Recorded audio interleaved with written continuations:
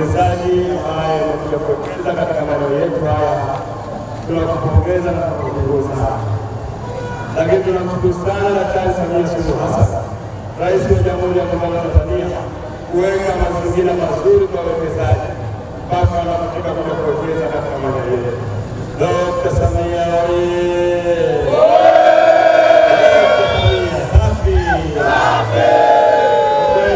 tunamwombea sana Mheshimiwa Rais kwa maono yake ya kuweka mazingira rafiki kwa wawekezaji wetu. Lakini tunampongeza uongozi wa manispaa ya Kibaha kwa kazi nzuri ya kushirikiana na wawekezaji waliotembelea maeneo yetu kuhakikisha wanawekeza na miradi yao inaenda vizuri sana.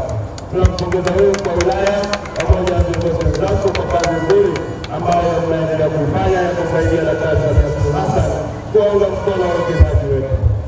Kwa kweli mwenge wa uhuru umefurahisha sana na kazi inaendelea katika kiwanda hiki. Kazi ni nzuri, production ni kubwa na bado wanaendelea kuleta mipango mingine ili waendelee kufunga hapa ili kiwanda kiendelee kukua na kuwa kikubwa zaidi.